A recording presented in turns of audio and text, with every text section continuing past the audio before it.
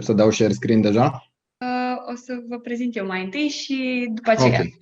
Ok.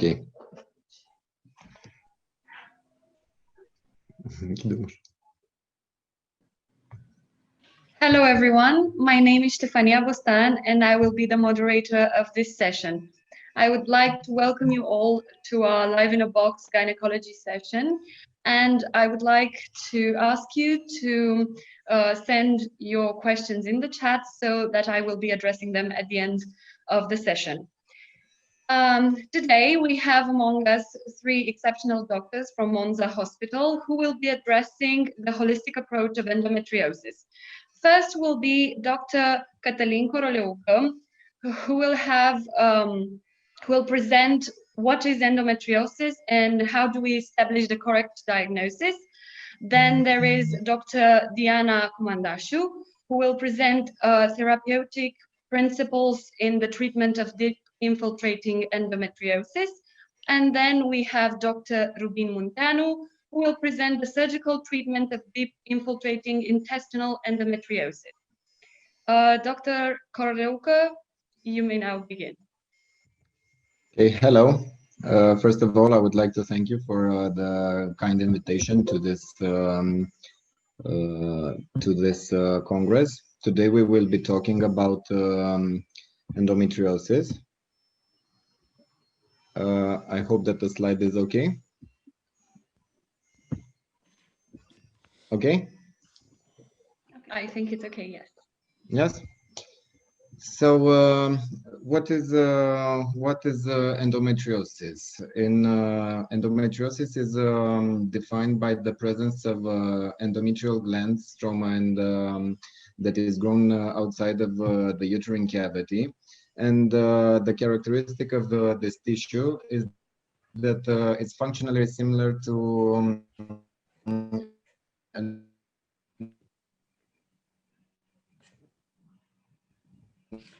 normal endometriosis tissues, and the way that it responds to years, 1 in 10 women have problems with this pathology, and I would like to raise a warning sign on this with this occasion, because the average time that is spent for a woman with endometriosis from the development of the symptoms until the correct until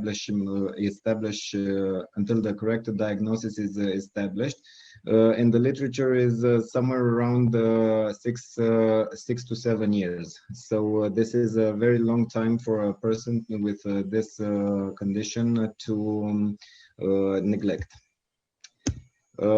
If we are to talk about the pathophysiology of endometriosis, we can see that from 1980, the number of studies has multiplied by an increasing factor, and in the last 3 years, there are more than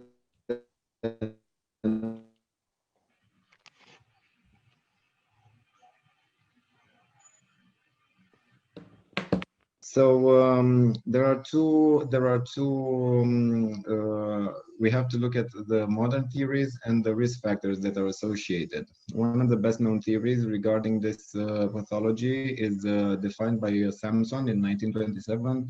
It was regarding retrograde menstruation that led to the implant of an endometriosic tissue outside of the uterine cavity. Some other theories regarding lymphatic or vascular dissemination we'll be talking about shortly. Some like chelomic metaplasia, induction theory, and hormonal, the role of the immune system and hormonal dependency. There are risk factors that are associated with this pathology, like family aggregation and genetic polymorphism, as well as environmental contamination.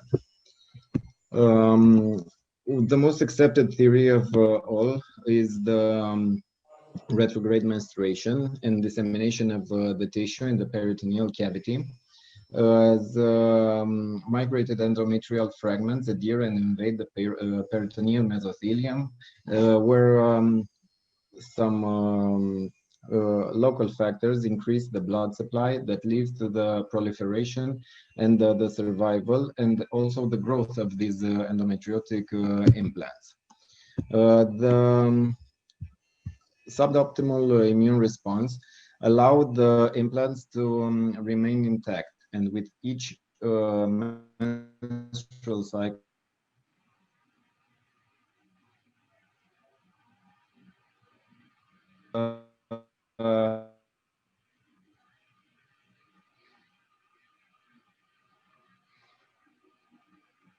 theory is regarding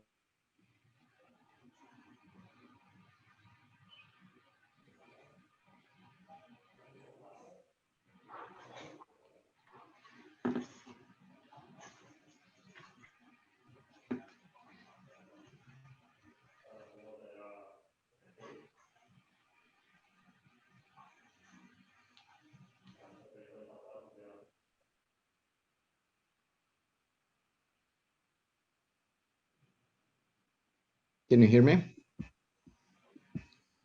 Yes, now we can hear you. Okay. So where were we? Women with endometriosis have subendometrial myometrial contractions. Excuse me? Can you please share your screen again? Okay. Okay.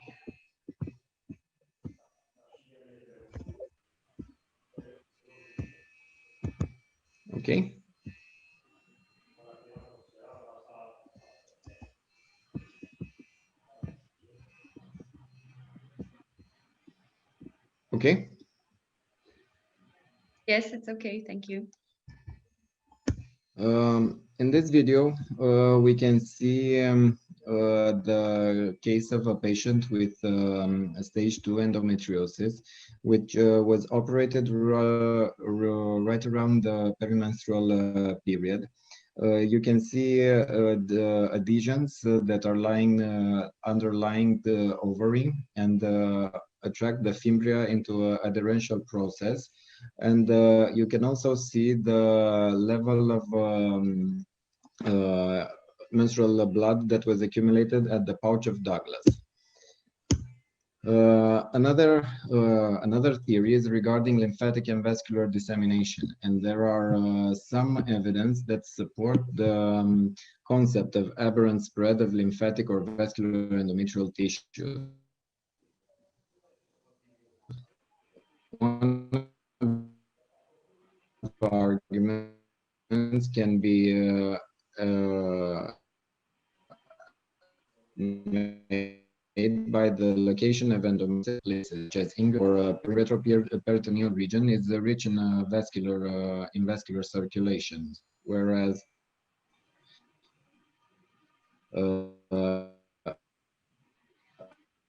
isolated and retroperitoneal lesion, the absence of the tendency of endometrial and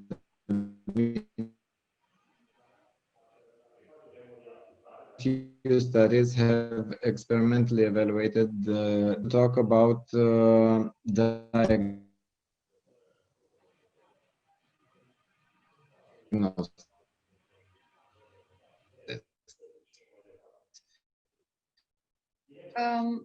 We are not hearing you. There are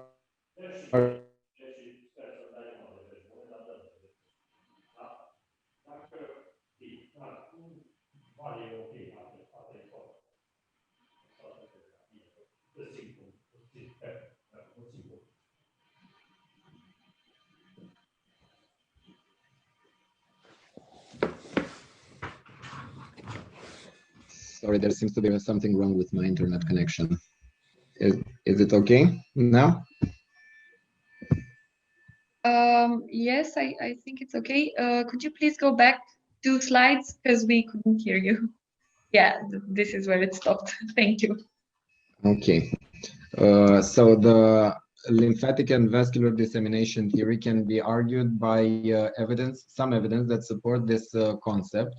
based on the location, the unusual location of endometriosis in places such as the inguinal or peritoneal episiotomy scar. There are some arguments regarding the rich retroperitoneal lymphatic circulation, whereas isolated retroperitoneal lesions in the absence of the retroperitoneal implants cannot suggest lymphatic spread. In addition, the tendency of endometrial adenocarcinoma to spread by the lymphatic route indicates the ease with which endometrial tissues can be transported by this route. However, there are a few studies that have experimentally evaluated this form of transmission. When we talk about diagnosis, the gold standard for the diagnosis of endometriosis has to be made laparoscopically, and an endometrial tissue has to be biopsied and sent to histopathologic analysis. We do not argue, we do not perform laparotomy only in selected cases. The gold standard, even in stage 4 endometriosis, should be the laparoscopic approach in a multidisciplinary approach with a general surgeon and a urologist in cases of complex cases with multiple lesions. When we do the preoperative workup, we have to establish, there are some authors that suggest that non-invasive diagnosis can be enough to establish a correct diagnosis to establish the diagnosis of endometriosis, but this is not always the case. However, clinical and paraclinical assessment are the mainstays of this pathology, and we have to take into account every detail regarding the case history and the clinical evaluation of the patient, physical examination, and the gynecological examination. This has to be made very carefully and performed by an experienced gynecologist in the diagnosis of endometriosis, because the gynecological examinations allows us to choose which diagnostic imagistic investigations we have to use. So you can sometimes you can even see lesions in the cul-de-sac of the retrocervical area with a bluish appearance, suggesting a retrocervical and deep infiltrating the lesion of the endometriosis in the rectovaginal interrectovaginal space. And therefore, we need to know what other imaging investigations we have to use. Sometimes patients, even with patients with deep infiltrative endometriosis, can be asymptomatic in 20–25% of the cases. However, pain and dysmenorrhea are the most frequent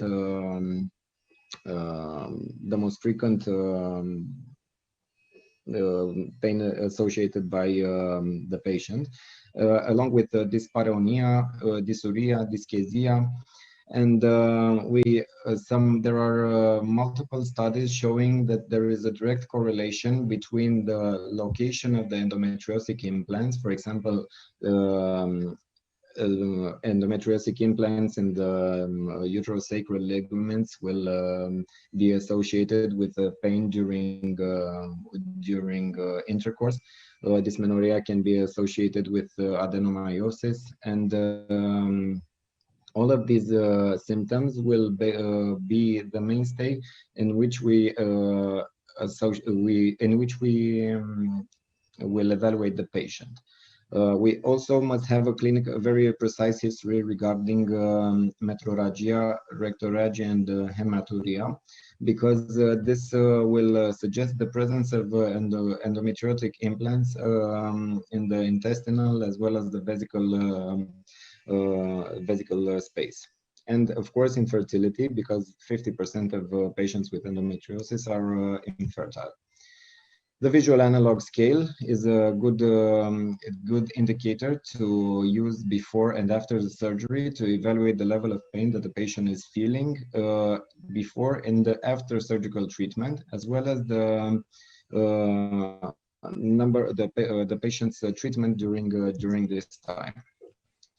The location of endometriotic lesions, the most frequent are in the pelvic peritoneum, the ovaries, rectovaginal septum, ureter, bladder, and in very few cases, but described by literature, they were in pericardium, pleura, even in the cerebral cortex.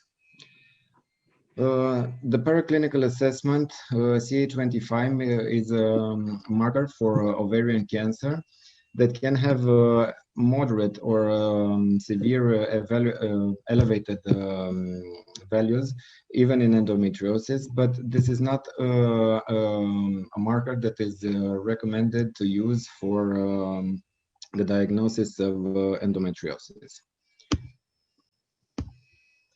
The non-invasive, the imagistic assessment should begin with transvaginal ultrasound and abdominal ultrasound that will guide the need for more complex imagistic approach.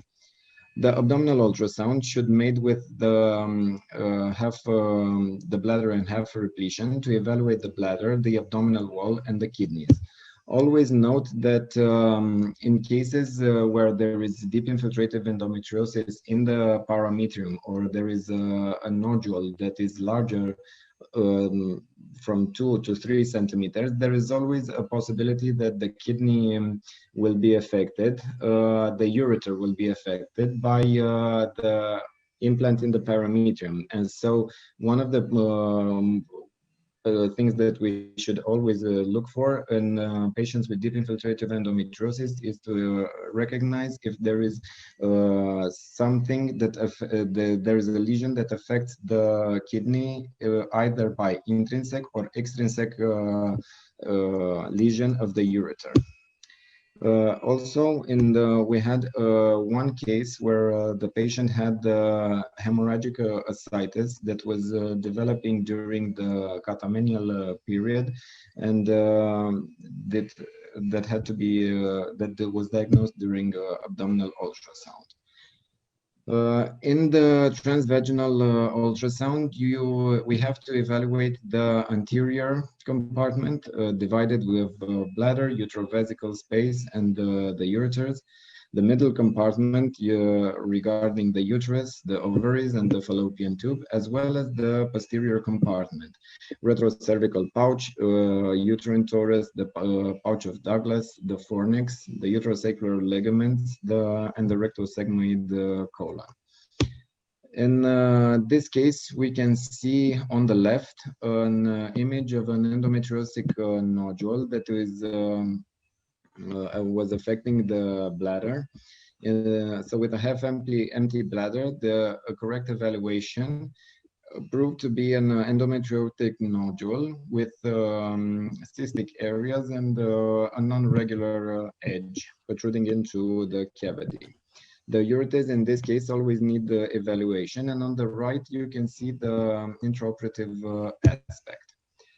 Regarding the posterior compartment, sometimes difficult to assess, but we should take into account to look for the presence of endometriotic lesions in the uterosacral ligaments, the vaginal fornix, and the rectovaginal space. Evaluation of the pouch of Douglas for the sliding sign is very important because it can predict the presence or the absence of an obliterated pouch of Douglas.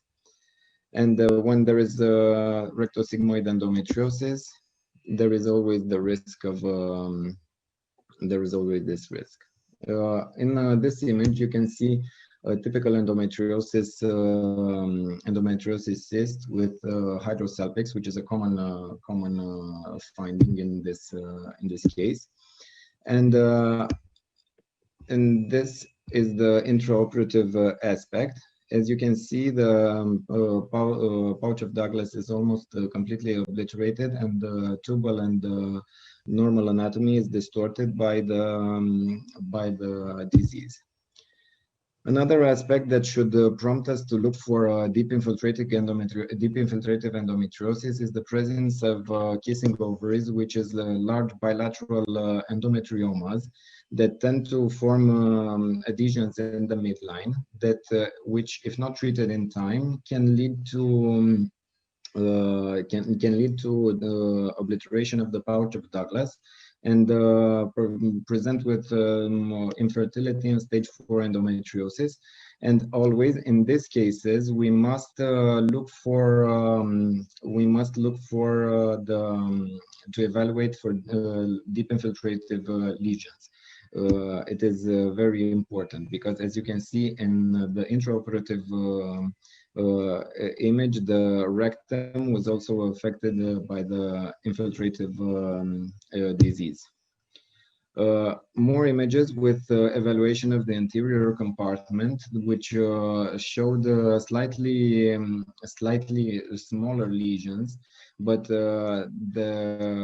of which the patient was provided hematuria and pain during urination. And this is the case of a 24-year-old patient with stage 4 endometriosis that proved to have didn't complain about her visual analog scale was 7 or 8, and she did not complain about any other symptoms. She didn't have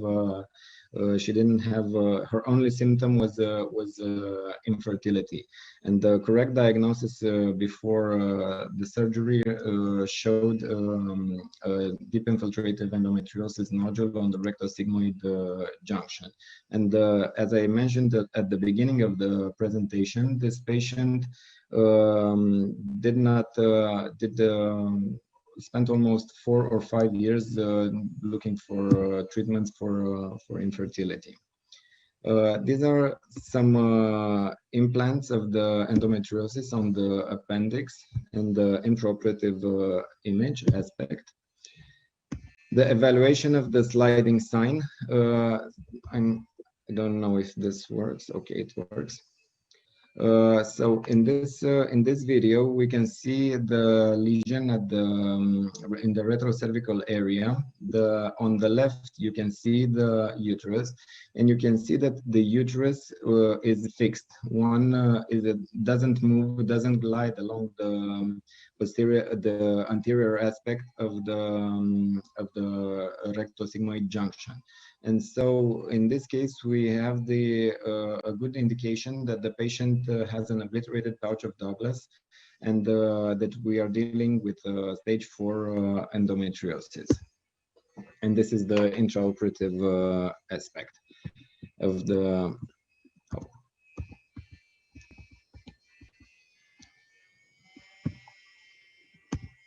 I don't know why this video isn't working.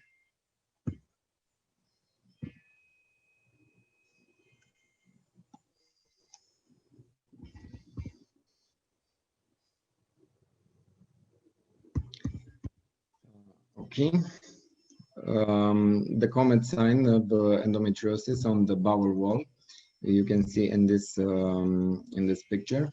There are two more alternatives to evaluate the deep infiltrative and the intestinal endometriosis. The best method of ultrasonographic diagnosis is endorectal ultrasound with inflexible endoscope. Using frequencies of 5-7 megahertz, you can see an hypoechoic thickening of the muscularis layer of the surface to the depth of the intestinal wall.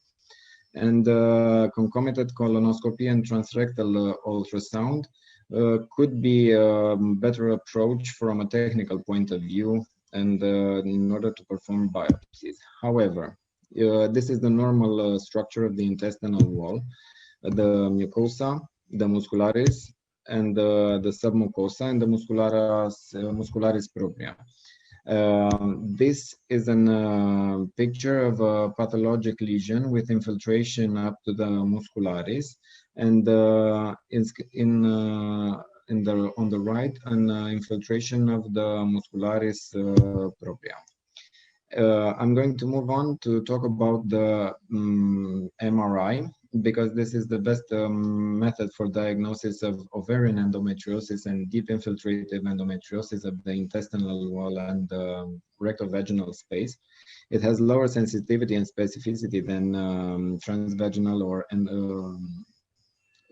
echographic endoscopy, but in assessing the depth of the extent of the lesion in the intestinal wall, and does not allow for biopsies to be performed. Patients should always, if you are to get an MRI protocol for endometriosis, patients should not eat before 7 hours before the examination, and have the bladder in semi-repletion. The protocol for MRI endometriosis is to inject the ultrasound gel in the vagina, 60 milliliters, and 100 milliliters instilled into the rectum in order to facilitate the visualization of the vaginal dome, vaginal pouches, rectovaginal septum, and posterior compartment spaces. And also, an antispastic agent should be administered intravenously prior to the investigation in order to attenuate the uterine contractions. In this image, you can see an endometriotic lesion with high protein contact, the hemorrhagic lesion with that is an endometriotic cyst of the left ovary and the left fallopian tube. In this image, you can see a deep infiltrative endometriotic lesion that is located in the retrocervical areas with irregular fibrous thickening of the round ligament. Another alternative is to perform a computed tomographic colonography or a coloscanner, which is a non-invasive alternative to conventional optical colonoscopy. This is a good method to provide a rapid outpatient examination, which is not painful and without the need for anesthesia or analgesia, but does require colon preparation.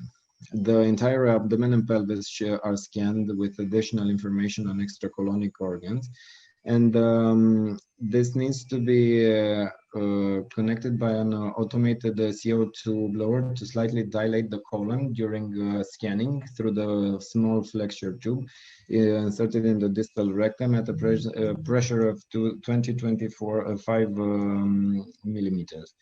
The patient is scanned in the ventral and dorsal position to ensure that all segments and surfaces of the intestine are properly visualized.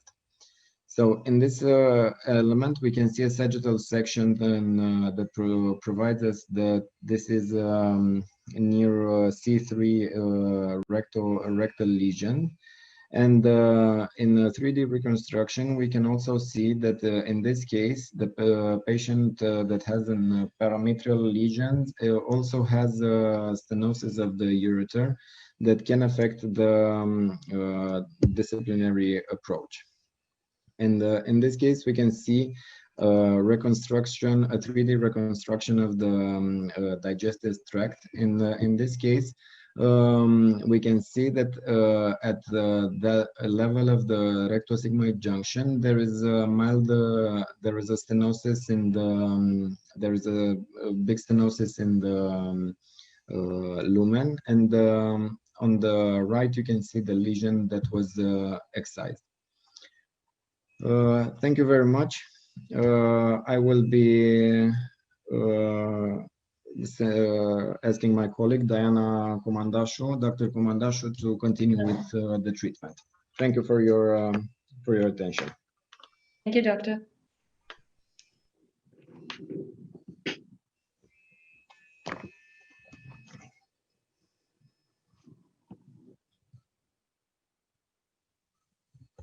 Asta mai puțin.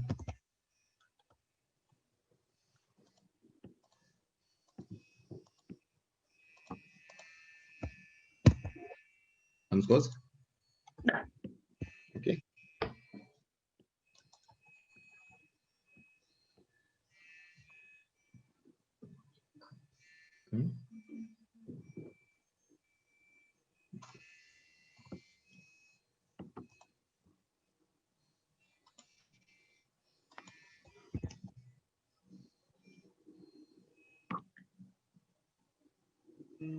Hello, can you see my presentation?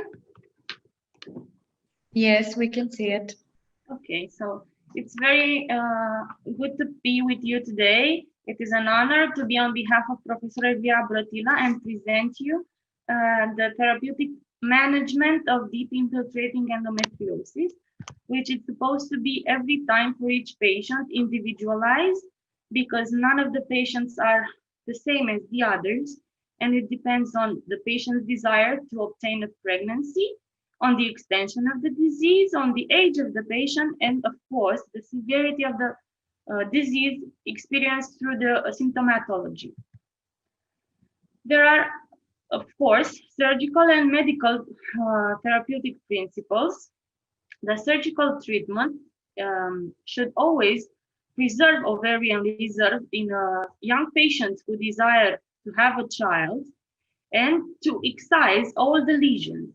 When talking about the surgical treatment of deep infiltrating endometriosis, one should know that it should always be a one-time surgery. That means that all the lesions must be excised at the first surgery that is addressed to the patient, so that she doesn't need multiple surgeries in time to address recurrence, which in most times is not the recurrence of the disease, but leftover endometriosis implants from the first operation. The medical treatment slows the evolution of the disease and prevent recurrence. Okay. What are the medical therapeutic classes that are used to treat endometriosis? Of course, we can use NSAIDs because they treat the pain. Of course, we use oral contraception. We use progesterone and progestins. We use IUDs with levonorgestrel. We use danazol as an androgen. We use GnRH agonists and antagonists because they cause a menopausal effect. We use selective modulators of estrogen or progesterone receptors, and we use aromatase inhibitors. Talking about the anatomical classification, we have, according to the German school, the adenomyosis, which is the endometriosis of the uterus, and the endometriosis genitalis externa, which is basically everything we know about all the locations of the endometriosis we know. And the extragenitalis, which is the rare locations of endometriosis, which are the peritoneal, the pericardium, the pleura, the appendix, the bladder, the ureters, and of course the intestine. According to the localization of the implants, they can be on the peritoneum, which are superficial. They can be on the ovaries, causing endometriomas, and there can be infiltrative implants, which are deeper than 5 millimeters and cause deep infiltrating endometriosis, which is the hardest to treat and causes the most symptoms. Sorry.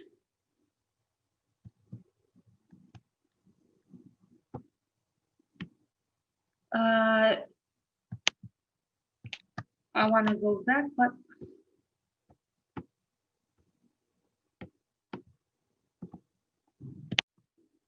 doesn't do that. Okay. So the revised American Fertility Society classification, or the ASRM revised, is the most used classification for the endometriosis because it classifies it into stages according to its severity. The NCN classification classifies it according to its location, because every other surgeon or every other gynecologist must know where are located or where were located the implants, the endometriosis implants, when you saw a patient, when you consulted or operated on a patient. And the FE score is a score which provides for the clinician a purpose for the patient to become pregnant and conceive a child. These three classifications are important because they create a common language between specialists, they facilitate the specificity of the diagnosis, and they standardize the treatment and the facilitation of a research of these patients. Okay. I think I have a problem because it won't do anything.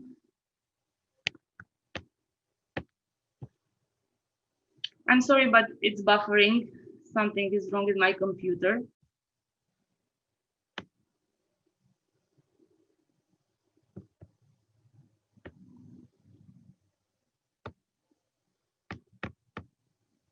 Okay, so taking these classifications one on one, the revised American Fertility Society classification, or revised American Society for Reproduction Medicine classification, is the most used because it classifies the endometriosis according to its gravity, its severity.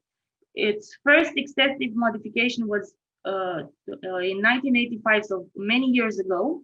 It was used primarily to assess the severity of the disease and, of course, to develop a surgical plan for these patients. But it has limited predictive power because we don't know if a patient has a progressive disease. We don't know if she has stage 2 disease this year, that she will have next year stage 2 or stage 3 or stage 4 disease. So this is the revised American Fertility Society classification. It gives points for each localization of the implants, the endometriosis implants, according to the localization. So if there are superficial or deep implants on the peritoneum, ovaries, or if there are obliterations of the cul-de-sacs, we classify them and we give them points according to their severity. Summarizing all the points, we give a score, and according to it, between 1 to 5, it's a minimal endometriosis. So stage 1, it's mild, minimal. Stage 2, it's mild endometriosis between 6 and 5. Stage 3, it's moderate endometriosis between 16 and 40. And all the classes over 40 consist in severe endometriosis, which are stage 4. This is the translation from 1996 of the same classification. So you see the peritoneum, the ovaries, and the obliteration of the cul-de-sac. So this is a small demonstration. This is a minimal endometriosis. So you see implants on the peritoneum, like here and here, which are smaller than 3 centimeters and have 2 points.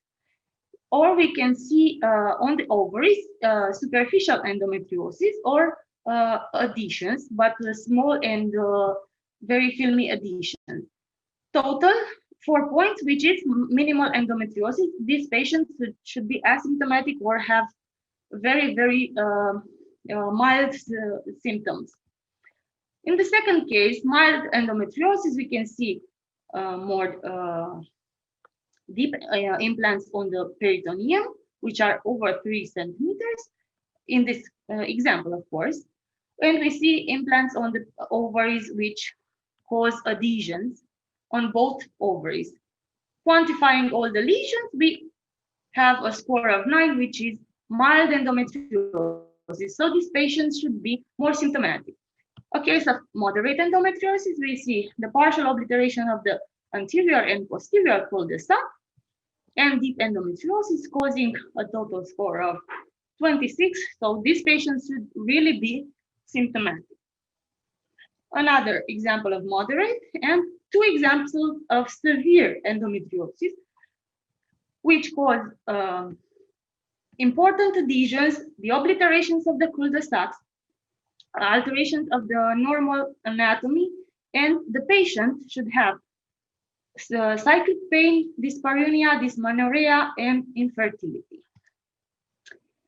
Talking about the Enzian classification of the deep infiltrating endometriosis, This is very useful for the practitioner because it creates a common language between all the gynecologists that see a patient, because they classify the lesions, the endometriotic lesions, according to their localization. We have three compartments: the A compartment, which is the rectovaginal septum and the vagina; the B compartment, which are the uterosacral ligaments, the cardinal ligaments, the parametrium, and the ureters; and C is the rectum. All of these compartments have letters associated when we talk about a lesion, because the lesions can be small, smaller than 1 centimeter, between 1 and 3 centimeters, or below 3 centimeters. So a lesion in the rectovaginal septum, which is smaller than 1 centimeter, should be classified as A1. A lesion in the uterosacral ligaments smaller than 1 centimeter is B1, and so on, C1. And that is how we can create a common language for everybody to understand where are these implants localized. When talking about other classes of or other localizations of the endometriosis implants, FA is for adenomyosis, which is the endometriosis of the uterus. FB is for the implants that are on the bladder, urinary bladder. FI is on the intestinal wall, this one. FU is the ureteral lesion, but an intrinsic ureteral lesion. And FO for others such as lung, diaphragm, inguinal, pericardium, and so on, which are very rare. When talking about the endometriosis fertility index score, this is an algorithm that evaluates the probability of the patient to become pregnant after the treatment of endometriosis. Estimates a pregnancy rate by non-IVF methods, which is the chance of the patient to conceive naturally. This is the endometriosis fertility index, and this is its translation in Romanian. Well, it describes the fallopian tubes, the fimbria, and the ovaries, which could be normal, mildly affected, moderately affected, severely affected, or non-functional or absent. The age of the patient is also very important. In young patients, it's a better score than in older patients. The years of infertility of the patients, the less they are, the better the score is. And the previous pregnancies, if the patient already has a pregnancy, it's a better score.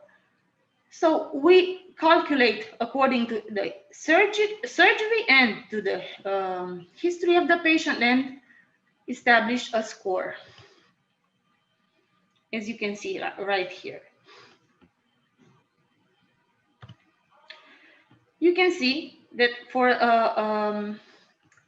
as long as the FE score stays on a regular pattern, the chance of the patients to become pregnant after surgery for endometriosis is quite high, between 60 and 80%. This is what we discuss in the FE score according to the anatomical aspects. So we talk about tubal mild dysfunction, where we have a slight injury of the serosa, a moderate dysfunction when we have a moderate injury to the serosa or the muscularis of the fallopian tube, or the limitation of mobility.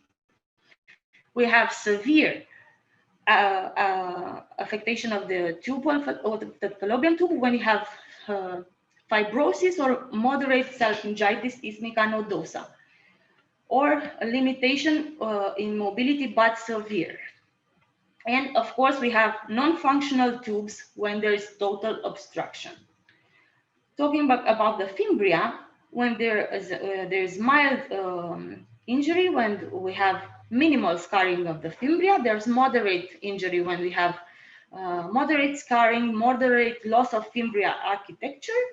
We have severe affectation of the fimbria when we have severe scarring, severe loss of architecture, and phimosis. And of course, there is non-functional when we have complete loss of fimbrial architecture. Talking about the ovaries, when we have a normal or almost normal ovarian aspect with minimal or mild injury to the serosa, we have a mild endometriosis. A moderate one is an ovarian size reduced by 1/3 or more. A severe is a reduction in size by 2/3 or more. And non-functional, it's an either absent ovary or completely encased in adhesions. And this is an example for the ovary, which has 3 points in the FE score, and the fimbria, which has 3 points. The fimbria is here. So it's a mild affectation. This is another example with an endometrioma, which was opened right here. So we have a moderate affectation of the ovary. Also the tube, you can see it right here, a moderate impairment. Right here we see a more advanced disease with moderate impairment of the ovary, moderate impairment of the fimbria, and mild impairment of the tube in this part. This is the fimbria right here. And talking only about the tube right here, it's okay. Right here it's a severe disease. Right here, a severe disease of the fimbria. And this is a completely non-functional tube. Complete non-functional fimbria because it's obliterated. Talking about ovarian endometriomas, we have some technical aspects which we have to address. These are frequent adhesions between there are frequent adhesions between the cyst and the peritoneum, especially the lateral parietal peritoneum and the posterior leaf of the broad ligament. The rupture of the cyst usually occurs during surgery, which causes the appearance of a chocolate content. Every ovarian surgery should have as objective the preservation of the ovarian tissues after cystectomy. We must never perform adnexectomy in young patients with endometriosis, ovarian endometriosis, because even in very large ovarian cysts, we can perform cystectomy and we can find some leftover ovarian tissue which is normal and can regenerate. So we must place an ovarian suture if the cyst is very big and it remains very exposed, and we must check always the integrity of the urethra at the end of the procedure. This is a film when you can see a large ovarian cyst, endometriosis, which has been evacuated, will be evacuated, you'll see it. You see the chocolate fluid, which is eliminated from the cyst. And always perform cystectomy. We never perform adnexectomy, even if the cyst is very large, and one might think that the ovarian leftover tissue is not present or not normal, or it shouldn't be saved. It should always be saved, especially in young patients who desire fertility. You see the adherence where I was talking about? They are always between the posterior leaf of the ovarian fossa and the cyst. And this is the membrane, which is detached to the, from the normal ovarian tissue, which is here. This is the normal ovarian tissue, and this is the part that it is excised. If this membrane is not completely excised, it can cause recurrence because it contains endometrial cells. Of course, at at the end, we always check hemostasis.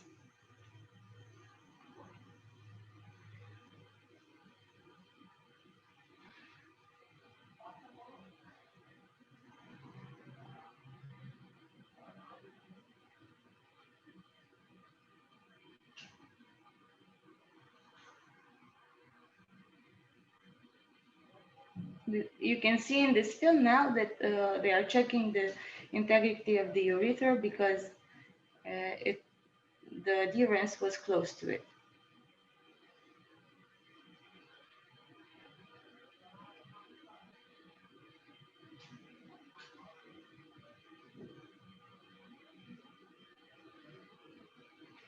The dissection in endometriosis should always be according to whatever anatomic spaces you find which resemble to normal, because sometimes the anatomy is so distorted that you don't recognize the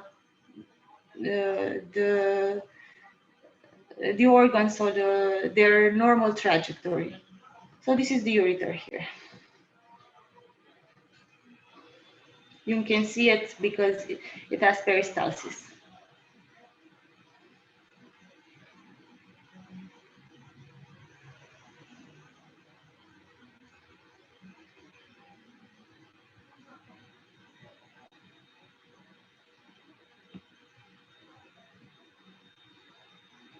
So this is the final aspect, and you can see the ovary and its remaining tissue, which is enough for the patient to have a future pregnancy. This is a case of a patient, 30 years old, with no pregnancies, with a failure of an IVF, very, very low AMH, anti-Mullerian hormone, which suggests a very low ovarian reserve, with six surgeries in its history for endometriosis, 5 by laparoscopy, 1 by laparotomy. The last one a year before. She has severe dysmenorrhea, she has repeated subocclusive syndromes, and severe dyspareunia. She has bilateral sactosalpinx or hydrosalpinx, endometriomas, and a very large rectovaginal nodule. This is the intraoperative aspect.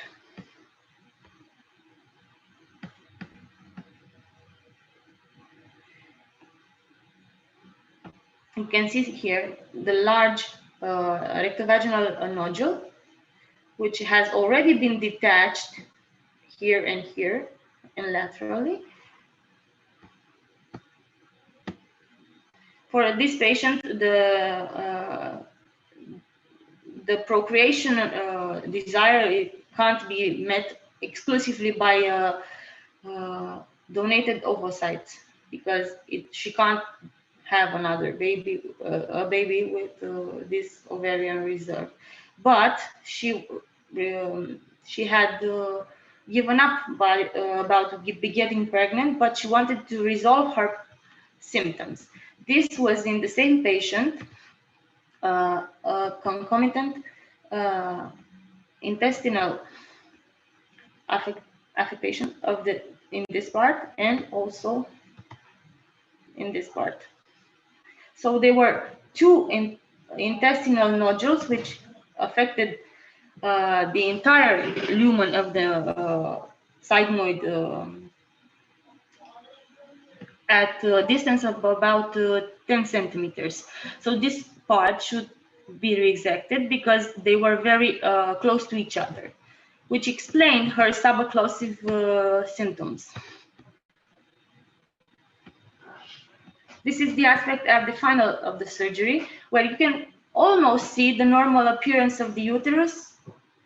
The ovaries are something that can't be recognized because she has almost no ovaries, but the posterior cul-de-sac appears to be somehow normal after the surgery.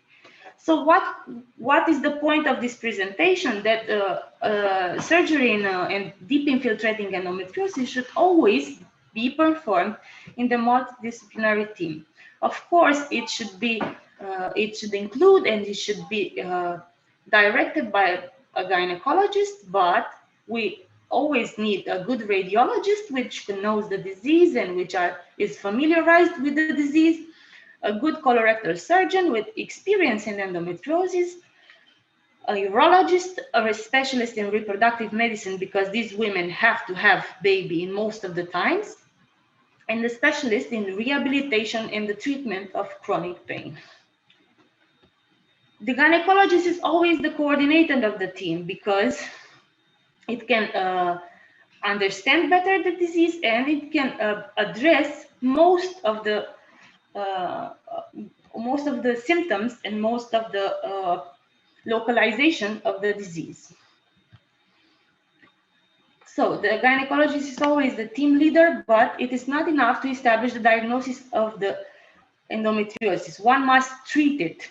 So we have to use the questionnaire, the ones that we presented, to address the patient's history, and we have to evaluate, assess preoperatively all the lesions. One must never treat endometriosis as an emergency. It rarely is an emergency in very few cases. We must be very patient, and we must send the patient to do all the investigations, the paraclinical investigations, so that the patient comes to us when we have to operate it. We correctly and exhaustively assessed. So we have to have a good correlation between the symptoms and their location. We have to have a clear imagistic assessment so we can establish a therapeutic management, either medical in some cases or surgical in most of the cases in deep infiltrating endometriosis.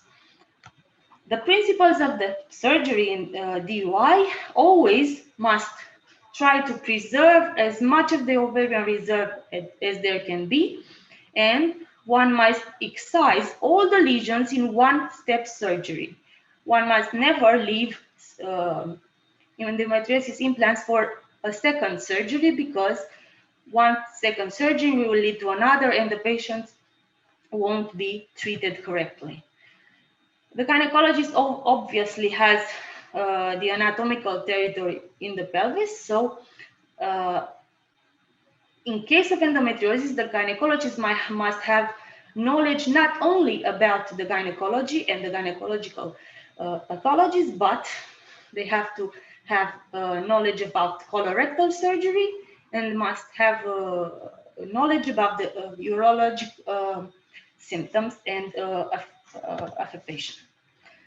So we lead from an adequate diagnosis, which leads to a good counseling of the patient, and, as I was talking to you at the beginning of my presentation, individualization of treatment.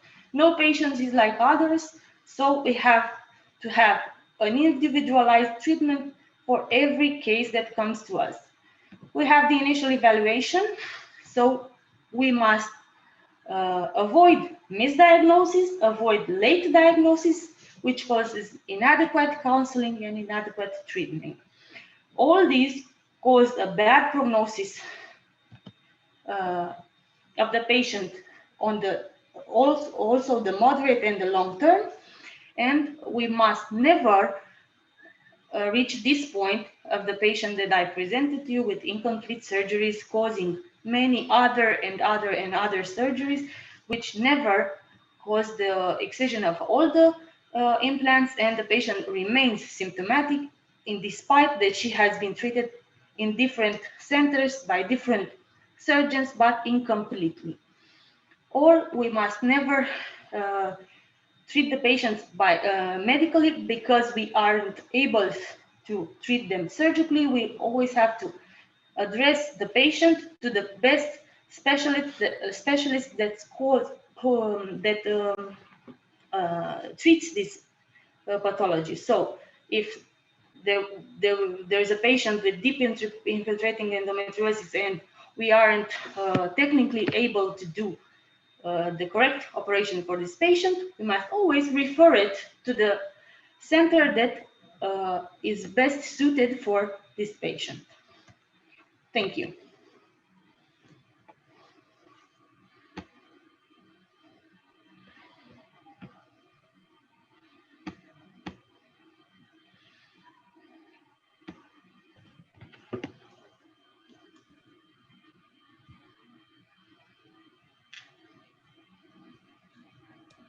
I suppose it's my turn. Yes, doctor. Yes, okay. So first of all, hello to everybody. May I introduce myself? I'm a general surgeon. My name is Rubin Munteanu. I work at Monza Hospital in Bucharest. I'm a general surgeon, as I spoke yet, and you know the general surgeon are the last. So please, until any circumstances, don't choose general surgery. If you choose your specialty, be gynecologist. Let's move forward. Of course, we have some technical problem. Now, I speak about colorectal resection in endometriosis, in deep infiltrating endometriosis. This is a matter of team, and my team and Professor Evila Brătilu teams joined together in order to resolve this awful disease. I must say that endometriosis is an awful disease. It torments the patients. You know, cancer kills the patients. Endometriosis torments the patients. It's only one disease, but with several problems, and involve at least two specialties, gynecology and general surgery, and from time to time also urologist, as Diana spoke already. For the patient point of view, it's better to be one-stop shop. Diana presents a case with 6 surgical procedures. It's terrible.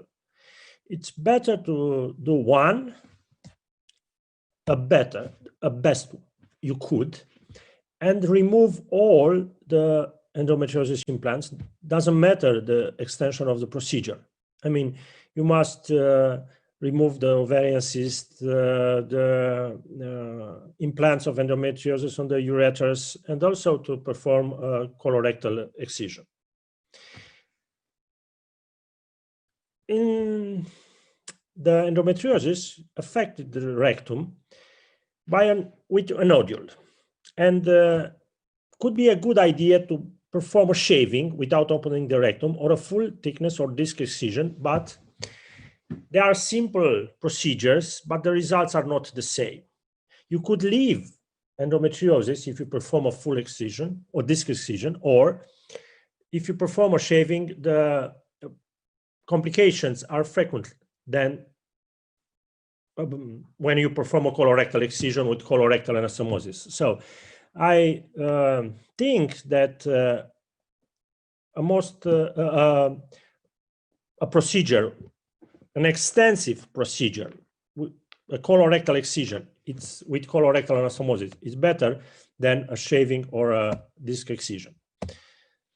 Of course, in the literature, we have not the same ideas, and the optimal treatment is still a matter of discussion, and we have a different point of view. The operations are three phases. Has three phases. The first part is team decision, the exploratory laparoscopy, and the question is, it's possible to be done by lap approach or by open approach. In the majority of the cases, it's possible to be done by lap approach. The second part is gynecological approach, and Diana present you, and the third part is colorectal excision and anastomosis. In the postoperative period, the hospitalizations are done in general surgery department because the more frightening complications are fistula or peritonitis. And after discharge, the surveillance are made in gynecological ambulatory. Okay, we compare colorectal resection in endometriosis with colorectal resection in malignant tumor. And if we look at this, we saw that in endometriosis are less extensive in all directions. the lesions are smaller, the tissue are more friendly because we don't have preoperative radiotherapy. The lesions are in the upper rectum or in the sigmoid colon, nor in the middle or in the inferior part of the rectum. So the procedure are a little bit easier to be done without extensive mobilization of the left colon in the majority of the cases, but sometimes it's still necessary to do. And of course, all are female.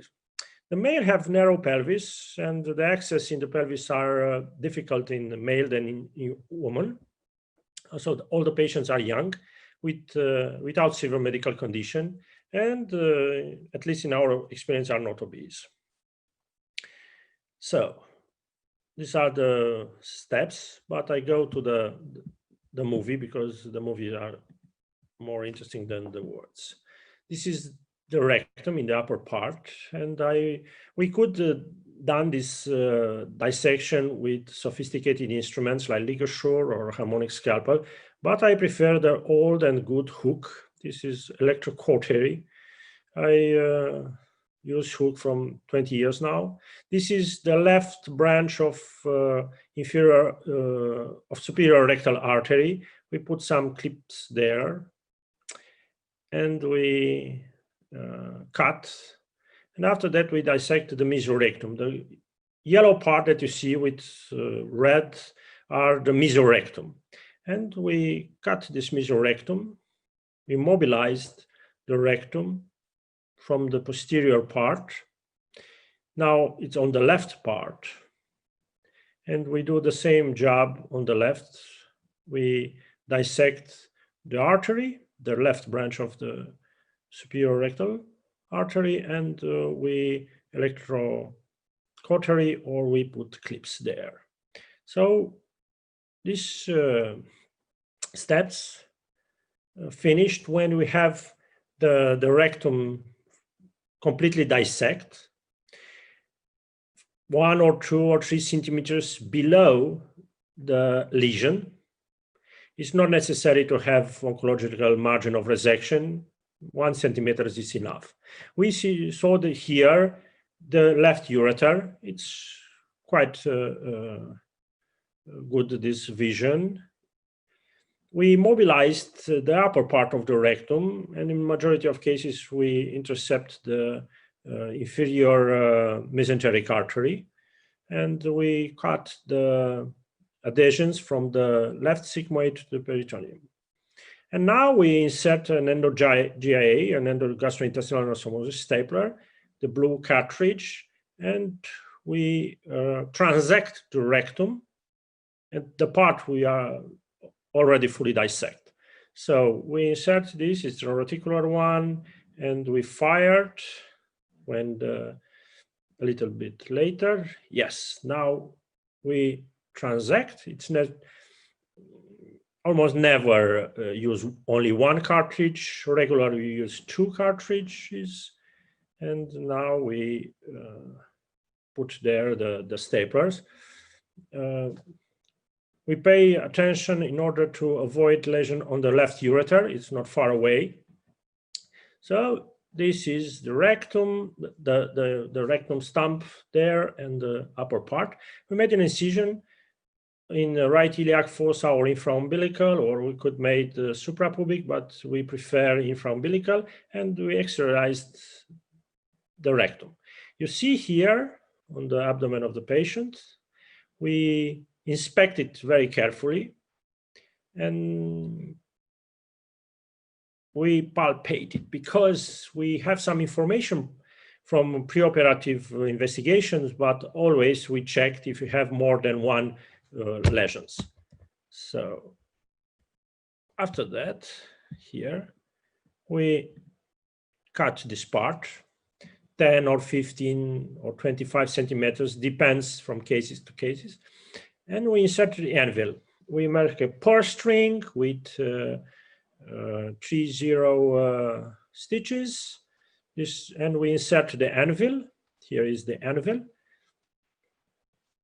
We make some knots, and we construct the anastomosis. This is the superior part of the future anastomosis. we clean the tissue here, the fat tissue we remove from the anvil, and we go there. We re-establish the pneumoperitoneum. We insert the shaft from the transanal, from the rectum stump, you see here, and we put together the two pieces of the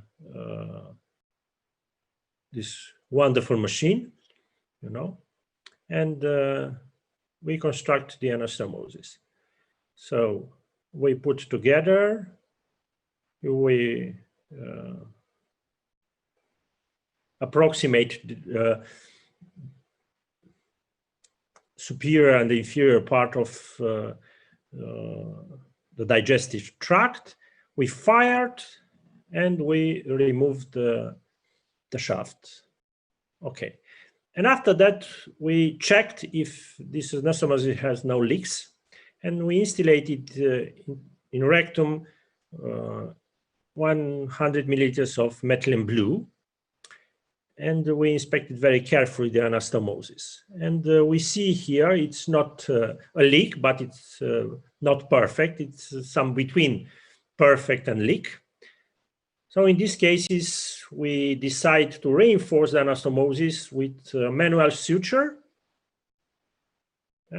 with Prolene 30, and we do with this in all cases when we have some doubts about the integrity of anastomosis. It is very important to perform very, very good procedures in order to avoid postoperative complications. And we do everything we know in order to do that.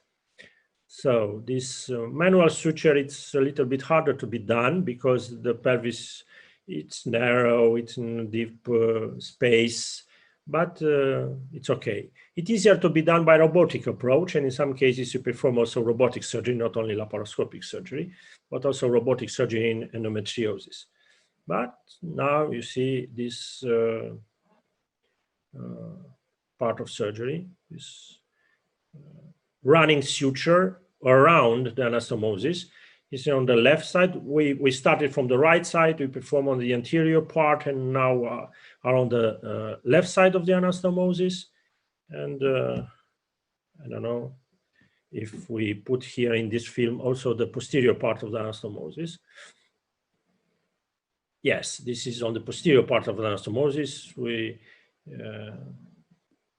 take the needle from the left and take it from the right side and saw the posterior part of the anastomosis. Okay, so move forward. In some cases, it's necessary to mobilize the splenic flexure of the colon. And you see here, this is the transversum colon. We have here a film, I'm sure that we have. No. So I'm sorry about that, but it doesn't work.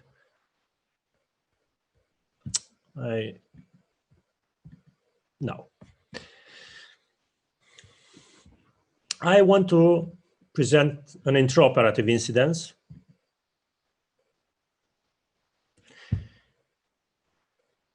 Endo-GIA, endogastrointestinal anastomosis instruments are good tools, very good tools, but sometimes doesn't work. So in this case, the instrument stuck, and I was not able to open it. So I have the rectum stuck in the instruments, and I cut the rectum. There was not alternative in the right part, in the lower part, and I put stitches in the upper part in order to avoid spilling with feces into the abdomen, and I cut the rectum above the endo-GIA. Okay, and I extract the instrument.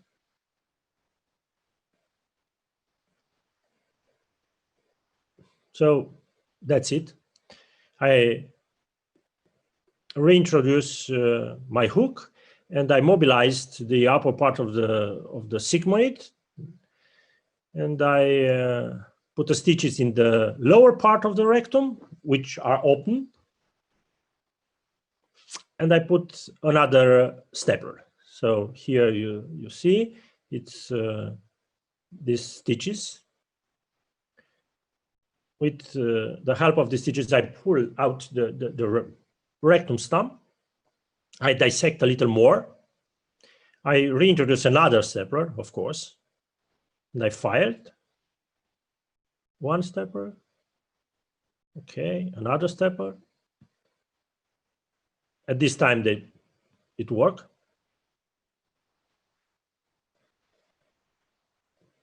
Okay, and I have now a good rectal stump, and I could perform the colorectal anastomosis like you saw in the precedent slides. The postoperative complications are hemorrhage from abdominal or digestive intraluminal digestive tract, abscess, fistula, or peritonitis, and late postoperative complications are stenosis of the anastomosis. Here it's a case of postoperative hemorrhage intraluminal.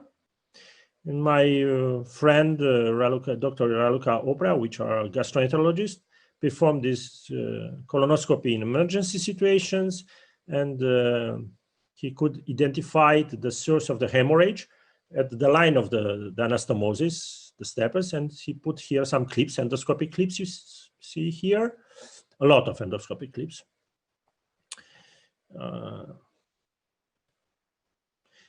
It is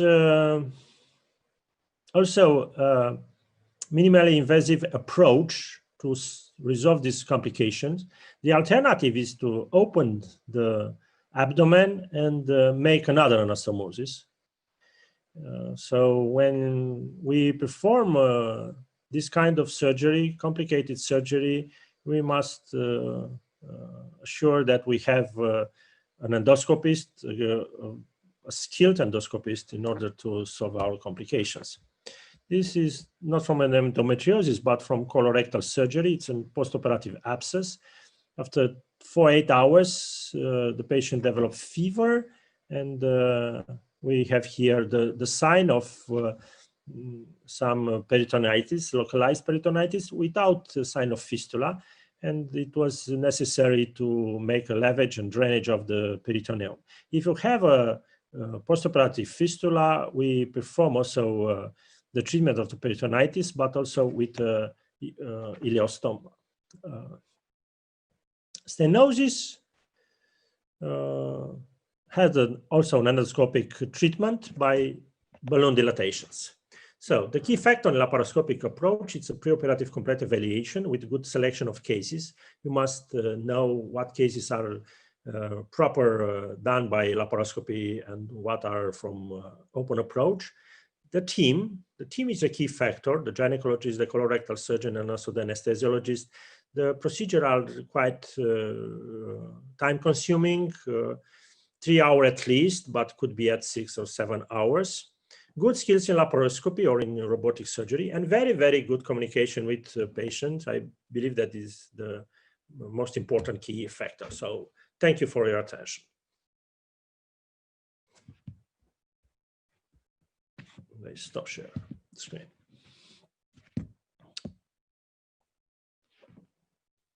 Thank you very much, doctors. I have a question for Dr. Munteanu. How long does it take for a complete resection? Complete resection, you mean the rectal resection? Yes. It's half from the procedure. Half from the procedure are done by the gynecologist team, and the other half from the digestive. So could be 1 hour and a half or 2 hours and a half, 3 hours. Depend on the severity of the case. Okay. Half from the procedure are the digestive step. Okay. Thank you very much. Thank you. And for Dr. Comandașu, there is a question. Could evacuating the chocolate content of the ovarian endometrioma inside the peritoneal cavity lead to dissemination of endometrial tissue, therefore requiring the use of an endo bag? Usually not. This chocolate cyst is usually just blood, old blood, which is lysed, so it doesn't contain any viable cells. So no. Okay, thank you very much. And there is another question for you, doctor. Can endometriosis be prevented? Well, many people have posed this question.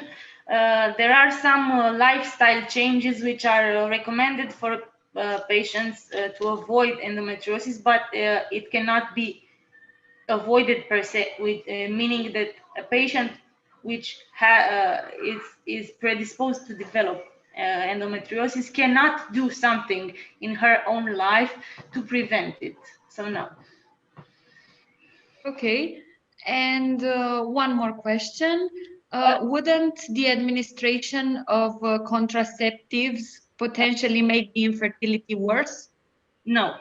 The administration of contraceptive, it could have a beneficial aspect, an improvement in the prognosis of the patient, because contraceptives are one of the medication classes used to treat endometriosis and to stop the development of the glandular cells. So the use of oral contraceptives on a long term is one of the lifestyle changes that decreases a patient's risk to develop endometriosis. So no, it doesn't make infertility worse. By the contrary. Okay, thank you very much. I have one more question for Dr. Munteanu. What is the risk of adhesions post-operatory? The risk of adhesions are smaller in laparoscopic and robotic surgery than in open approach, but exists such kind of risk without consequences, important consequences for the patients. And what about the risk of recurrence post-operatory? How big is the risk of recurrence? If you remove all endometrial nodule, the risks are very, very low. So make a very, very good initial procedure and you have a small percent of recurrences. Okay. I also have a question for Dr. Coroleucă. Can endometriosis be misdiagnosed? Can we put a different diagnosis and mistake it with a different condition? It is a very good question, and this is something that happens quite frequently, to be quite frank, because as I mentioned before, there is a long period of time before the patient goes to the right physician in order to correctly diagnose the pathology, and even more so, to go to somebody that has a team that deals with this pathology. And another important aspect that Dr. Munteanu covered is that complete excision of deep infiltrative lesions has a low recurrence risk. There is a higher degree of recurrence in the ovary, for example, but deep infiltrative endometriosic lesions like in the rectosigmoid, for example, or in the uterosacral ligaments that took years to form, if they are recognized and dealt during the one-stop surgery, shop surgery, the risk of recurrence is low. And another aspect is not diagnosing a patient when operating, for example, on a patient with a frozen pelvis. You cannot, if you do not perform dissection in order to see that there is a nodule, you can miss it, and you cannot recognize the lesion, and therefore the patient will still have the symptoms and still have the symptoms that she first came into to the consultation with. Okay, thank you very much. I have one more question. How big is the risk of developing cancer for a woman with endometriosis? Is it big or is it low? I would say that the risk is the same as in the general population, although a slightly elevated risk, because there are some studies that link the presence of endometriosis with higher degree of ovarian cancer, but there is not sufficient data to impose that this is a higher risk than usual. So a careful examination of the ovaries and an annual examination is sufficient for the patient. Okay, thank you very much for your answer. I have another question for Dr. Comandașu. How frequently can endometriosis be managed with medication only? Well, if you talk about the patients who are treated exclusively medically, which means they have never been operated, we use this type of approach for only patients with mild or very mild symptoms or asymptomatic, which are discovered with some endometriomas, small endometriomas, under 4 centimeters on each ovary or only one ovary, or small peritoneal lesions. If a patient is symptomatic, she must not be treated with medication. She must be operated usually. But there are patients and patients. There are patients which avoid surgery for many years and they require for themselves medical treatment. Some classes of medications, as I mentioned, cause menopause, which are GnRH agonists or antagonists, and they cannot be administered for maximum 6 months in young patients. Other classes of medications, such as the androgens, danazole, have very severe adverse reactions. So they are not well tolerated by patients usually. So apart from oral contraceptives or levonorgestrel IUD or progestins, there aren't many classes of treatment that can be administered for long term. Okay, thank you for your answer. I have one more question for Dr. Coroleucă. What is the most atypical location of endometriosis that you have encountered?